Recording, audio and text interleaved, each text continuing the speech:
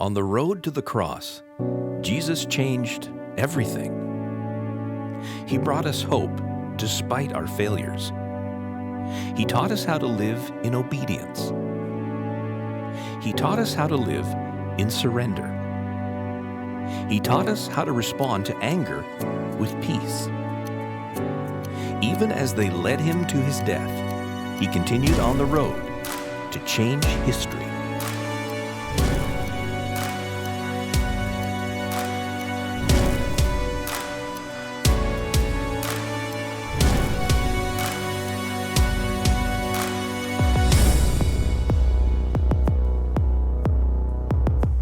Well, Hope City, today is really an exciting day because we have a new church that is tuning into our messages each week moving forward. Starting today, it's called Cornerstone Church, and they are from Yellowknife. And so I want us to give a big welcome to them as they are watching for the first time. Yeah, it's so great, right? It's great to have you join us.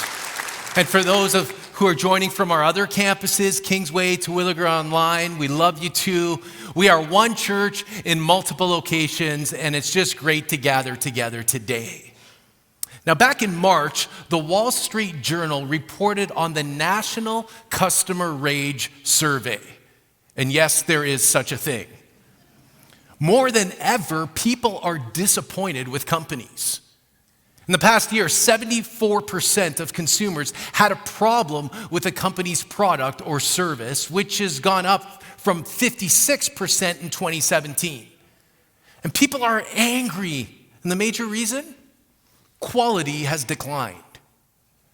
And the anger increases when they reach out to a company and then find themselves talking to a robot. Who hasn't at least sighed when you called somewhere and you're forced to listen to this long message before speaking to a human? And 2/3 of the time when people do reach out, nothing happens. And this gets people even more mad. I'm wondering, what makes you angry? It could be poor customer service. It could be that fridge or dishwasher that should have lasted way longer than it did. It could be like the young boy who was driving with his mom and innocently asked, "Mom, do the idiots only come out when Daddy drives?" What makes you angry? Want to know a big one for me? Rock chips on my windshield. Show of hands, anyone with me on this? It drives me nuts. And I think God tests me because as soon as I get a new windshield, it takes exactly 3 weeks before I have another massive chip or crack, and it just gets me mad. But let's be honest. Inconveniences with stuff is small on the macro scale. Truthfully, we just need to get over it, right? Rock chips on my windshield have little bearing for eternity. But there are things that can legitimately make us angry. Unmet expectations, circumstances that don't work out, relational tensions, feeling threatened or attacked, frustrated or powerless. Here's a big one. Many of us get angry when other people are angry with us. There's a story of a guy checking his bags at the airport who suddenly became super impatient with the employee who handled luggage.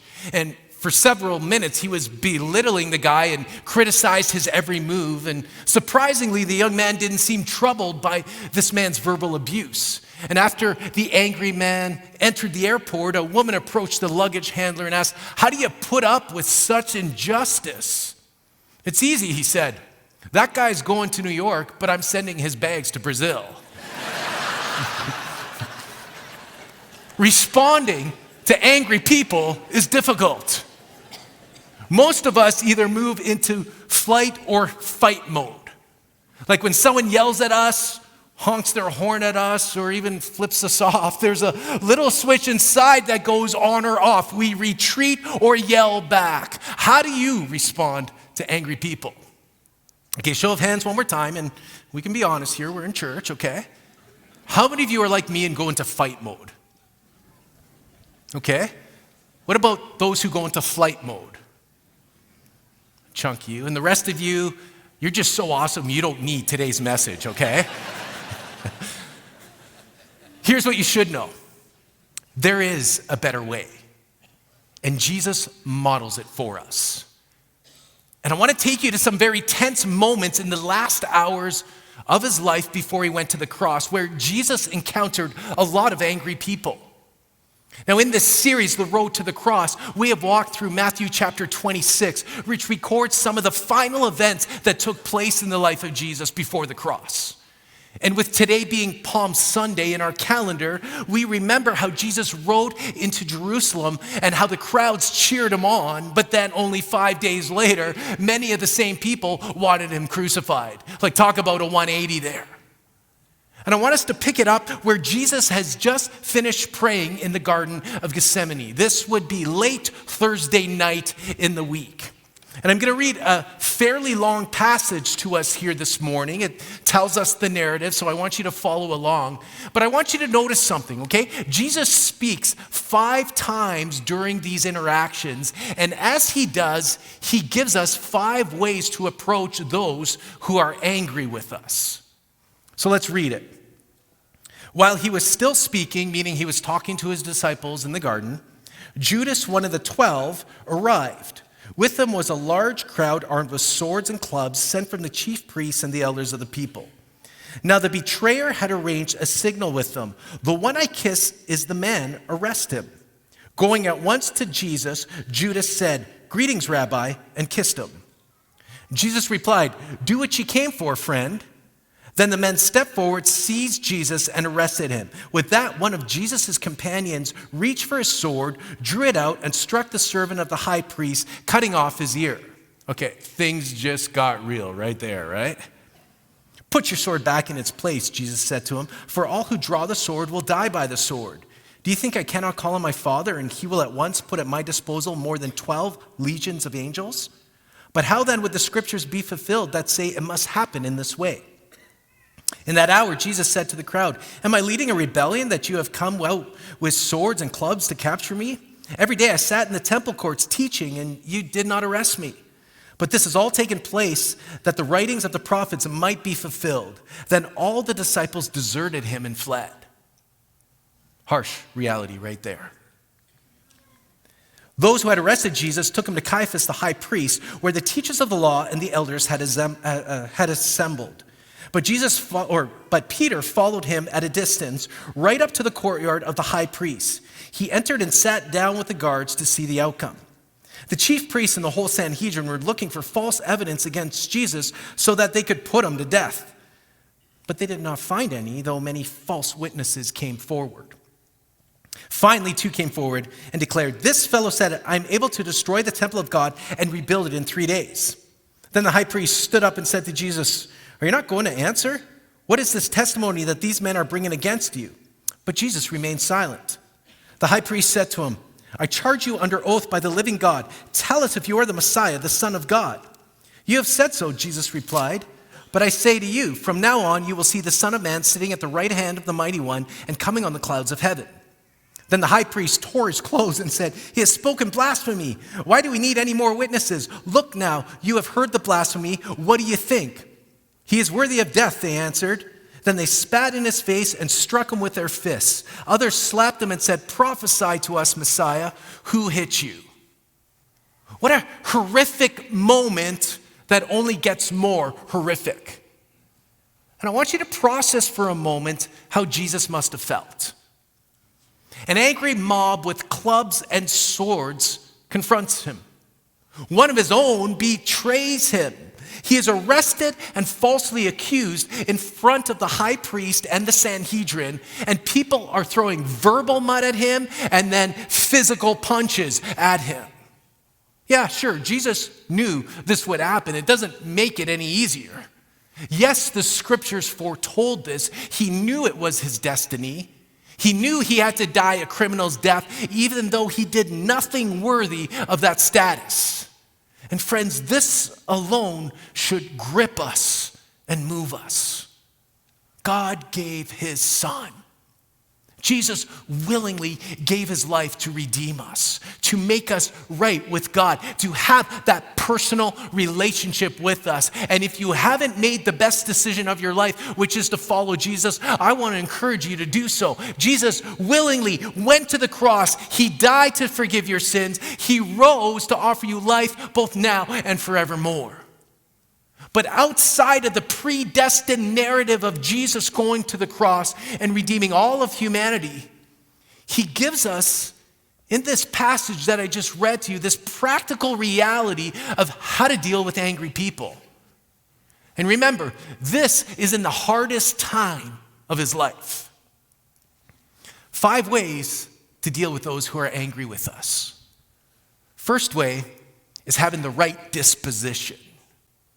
So Jesus, he's in the garden, and this massive crowd with swords and clubs approaches him. And the irony is incredible. Jesus never once harmed anyone. He was all about peace, and yet his accusers came at him with weapons. And among them is Judas, a guy who spent the last 3.5 years with Jesus. I mean, we're not just talking about showing up on Sundays, okay? He traveled with Jesus. He had deep conversations with him. He saw miracles. And this guy is leading the angry mob, and he tops his betrayal off with a kiss. Put yourself in Jesus' shoes for a moment. Remember, I'm fight mode. Everything inside of me would just want to reach out and deck Judas in the face. Like, you want to kiss me? Kiss this buddy. You know what I'm saying?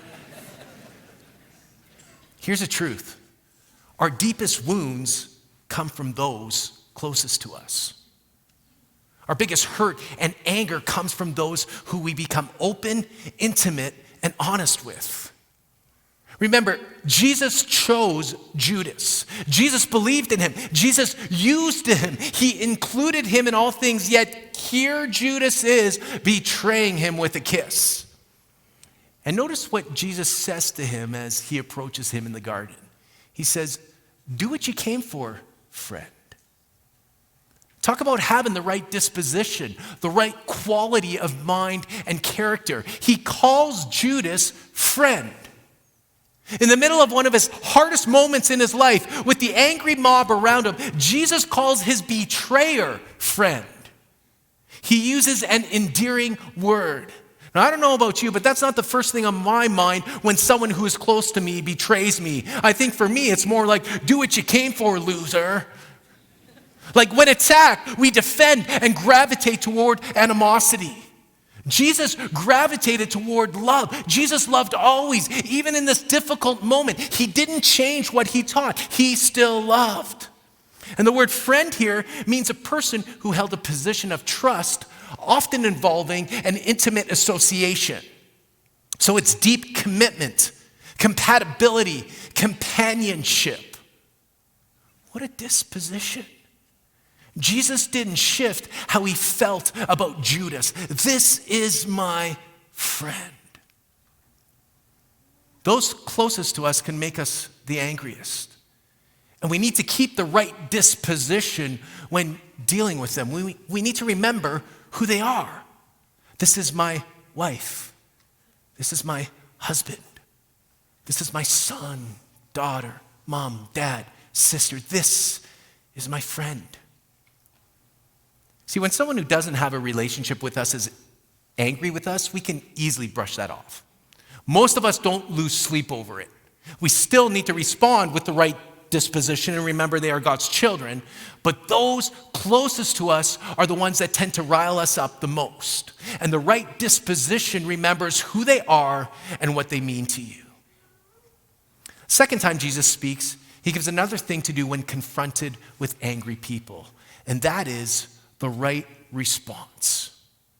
So after his betrayal, the angry crowd grabs Jesus and arrests him. And in that moment, we're told it's Peter, grabs his sword and strikes the servant of the high priest. The disciple John tells us the servant is called Malchus, and Peter ends up cutting off the guy's ear. You know that friend who always makes things worse? That was Peter right there. Think about it. He wasn't just going for the dude's ear. He was going for his head and hoping to strike a killing blow, and thankfully Malchus ducked.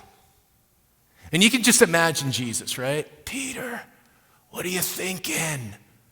Like there's blood everywhere. The servant is screaming. The angry mob got even angrier. Every sword is in attack position. Every person is yelling. Every disciple is thinking, I'm going to die right now. Peter, how could you?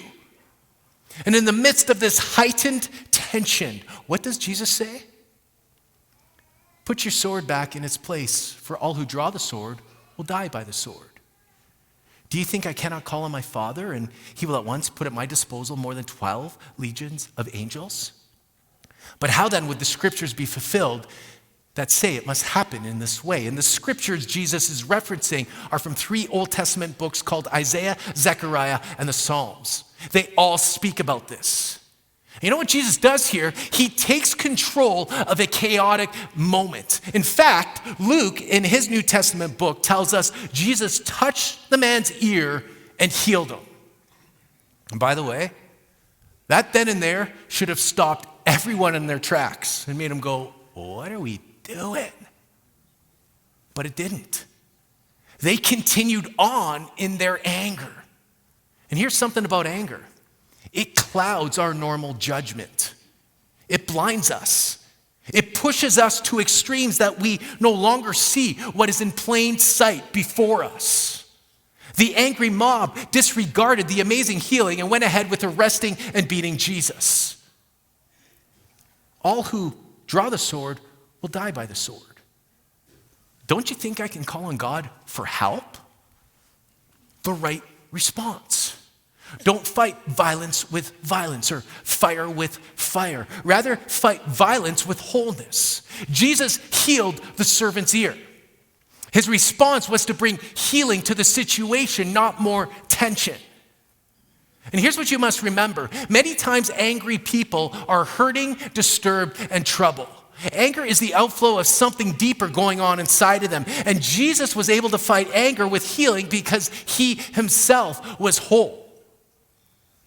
He also references the fact that he could call on God to give him more than 12 legions of angels. Now, a legion is around 6,000 angels. That means more than 72,000 angels could have come at that moment and stepped in.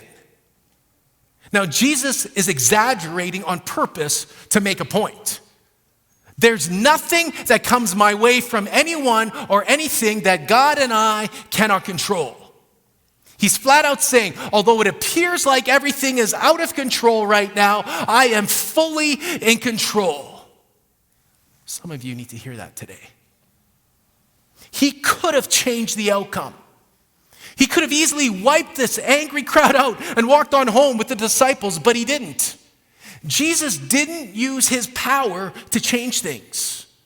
Now, we know Scripture said it had to happen this way, but he could have used his power to alter the outcome, but he chose not to. And when dealing with angry people, sometimes we want to use our power in different ways.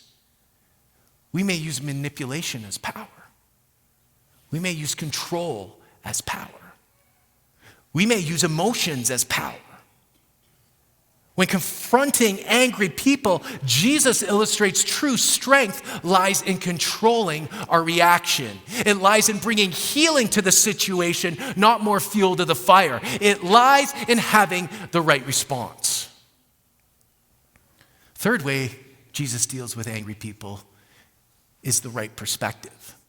Let me take you back to the scene. So Jesus says those words, and next he says this. Am I leading a rebellion that you have come out with swords and clubs to capture me? Every day I sat in the temple courts teaching, and you did not arrest me. But this has all taken place that the writings of the prophets might be fulfilled.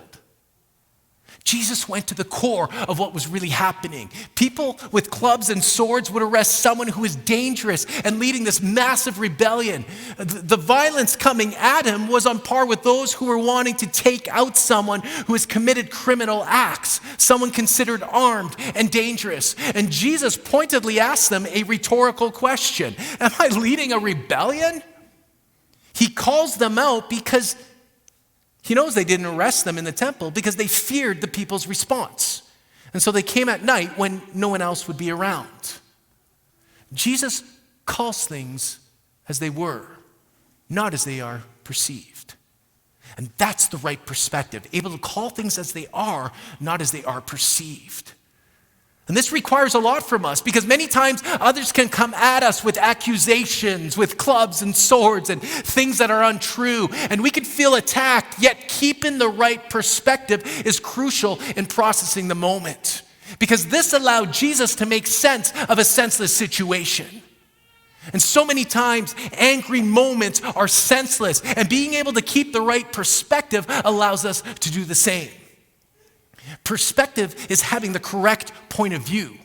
It's seeing the conversation or argument for what it really is, not what it appears to be. It's being able to speak about what lies at the core of the issue, not just things surrounding the issue. The fourth response of Jesus is probably the hardest for us all. And I'm calling it the right awareness. So Jesus is in front of Caiaphas, and there were scores of false accusations being thrown at him. They were trying to find a reason why he should die. And then two guys say this fellow said, I'm able to destroy the temple of God and rebuild it in 3 days. Now, Jesus was referencing himself, but Caiaphas stands up and says to Jesus, are you not going to answer? What is this testimony that these men are bringing against you? And here's the brilliance of Jesus in this moment. This is what we read. But Jesus remained silent. It's got to be one of the hardest things to do when angry people are coming at you. We want to defend. We want to correct. We want to make sure that our point is heard. But Jesus remained silent. He knew when to speak and when not to speak. And there are times, friends, when our best response is to remain silent. Proverbs, an Old Testament wisdom book, says it this way: a hot-tempered person stirs up conflict, but the one who is patient or the one who doesn't immediately speak calms a quarrel. James, a half-brother of Jesus, says, my dear brothers and sisters, meaning my fellow Christians, take note of this. Everyone should be quick to listen, slow to speak, and slow to become angry, because human anger does not produce the righteousness that God desires.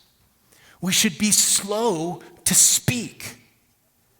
And Jesus did this in a moment where he could have easily defended himself, at a time where he could have justified his innocence, but he remained silent.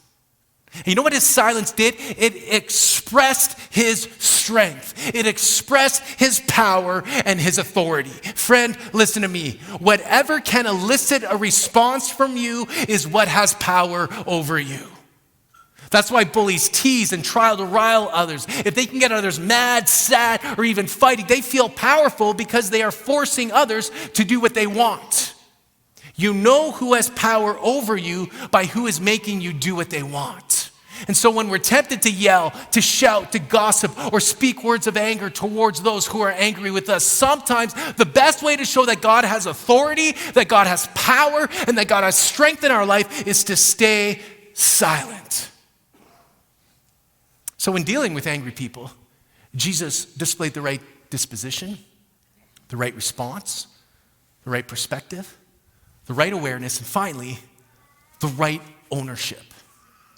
Jesus' silence was upsetting the crowd, the people there, especially Caiaphas. He wasn't going to tolerate a silent prisoner. And so he says this, I charge you under oath by the living God, tell us if you are the Messiah, the Son of God. So he's saying, I'm charging you under God, you need to speak. And so what does Jesus do? He speaks and he says, you have said so. Jesus validated truth. He confirmed that what was said was true, and then he added the following. This kind of just pushed them over the edge. He said, but I say to all of you, from now on you will see the Son of Man sitting at the right hand of the Mighty One and coming on the clouds of heaven. He validated truth and spoke future truth.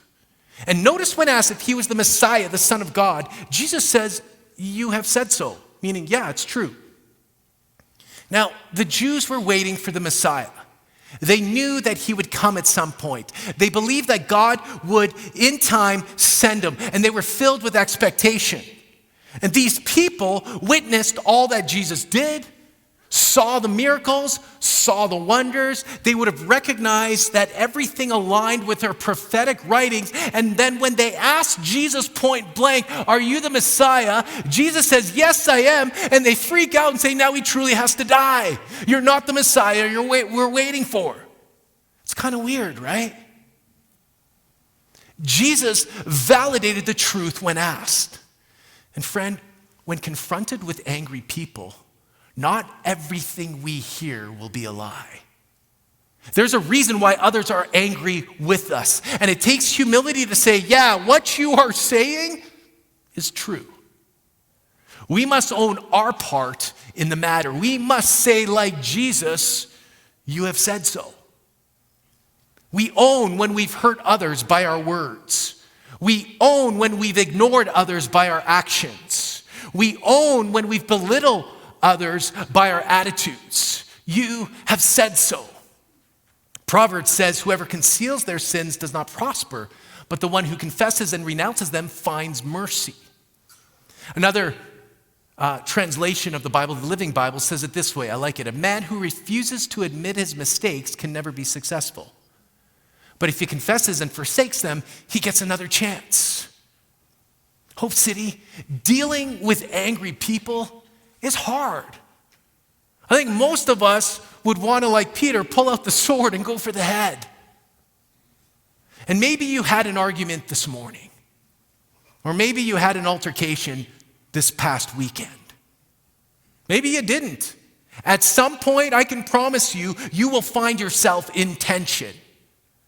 And when you do, may you respond the way Jesus did.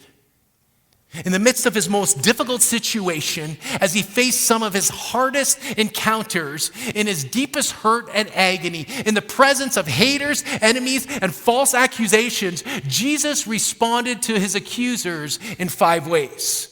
With the right disposition, he remembered who Judas was and what he meant to him. With the right response, he brought healing and didn't use his power to manipulate the situation. With the right perspective, he was able to see things as they were. The right awareness, he knew when to speak and when to remain silent. And the right ownership, he validated truth when he heard it. Amazing responses to angry people. And so my prayer for me and for you is that we would model Jesus in these circumstances.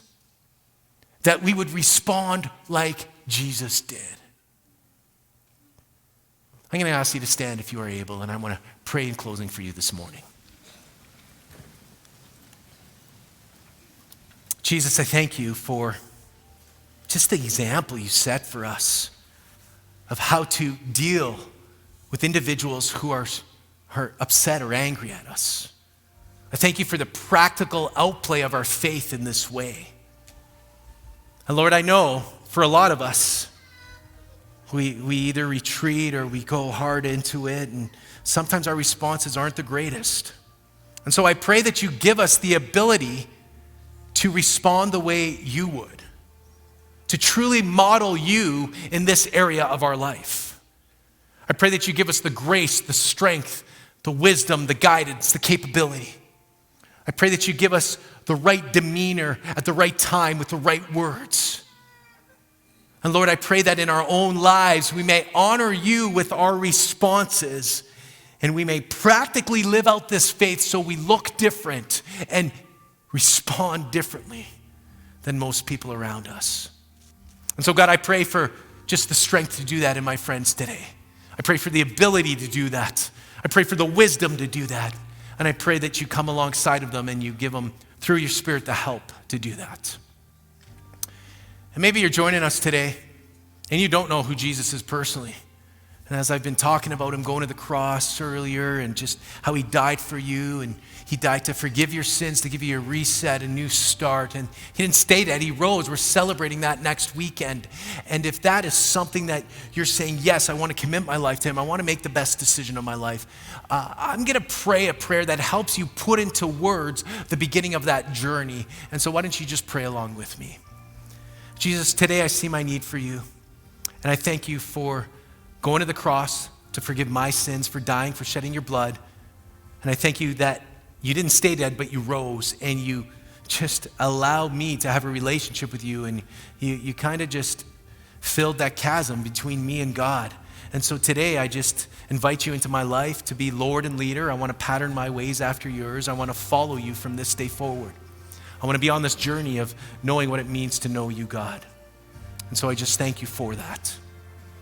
And Lord, I pray for every individual, for every couple, and for every family.